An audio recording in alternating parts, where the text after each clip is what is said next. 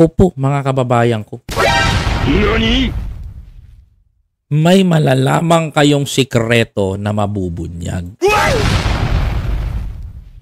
Mga kababayan, picture ni dating Pangulong Duterte, nakita yung kanyang tentacles. Tentacles! Kitang-kitang lumalambitin yung Lamborghini. May naglabas na, mga kababayan. Oh, alam niyo ba to? Sino nakakaalam nito, ha? Sino nakakaalam nito?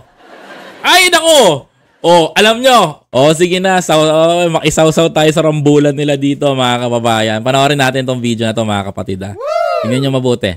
Panoorin nyo kung paano magwala tong spokesperson ni Hanilet Abadsenya. Gusto na ng gera? Kayo, ng team nyo. Kaya nyo pinagtatanggol ang Alpotera at sinasabi nyong single ang Pangulong Duterte. Wala kayong pakialam naman. Single naman talaga si Duterte. Bakit married ba si Duterte, mga kababayan ko? Sige, tanungin ko kayo, ha? Eto na, mga kababayan ko. NANI?! Nagkabunyagan na, mga kababayan. Nagtataka lang ako, ha? Nagtataka ako. Binabanatan nila si Alpotera ngayon. Pinagtatanggol ni Crisette at ni Trixie. Tapos ito si Maharlika nakapanig kay Abadsenya. Kaya kay Miss Hanilet.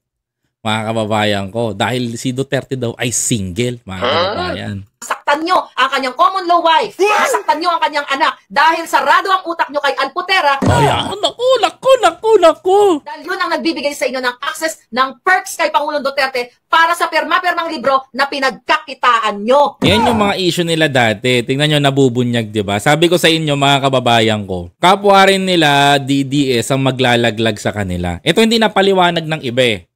At umiwas dito sa topic na to. Ito, sabi ni Maharlika na di umano daw, itong si Alpotera sinasabi nila na mas makapangyarihan daw sa panahon ni Duterte, which is yung kanyang nurse na, if I'm not mistaken, na may asawa na dumidikit ngayon sa Marcos administration. Oh, na dumidikit sa Marcos administration. I don't want to mention the name, syempre. Pero alam ko, yung asawa ni Alpotera ay dumidikit sa Marcos administration, mga kababayan.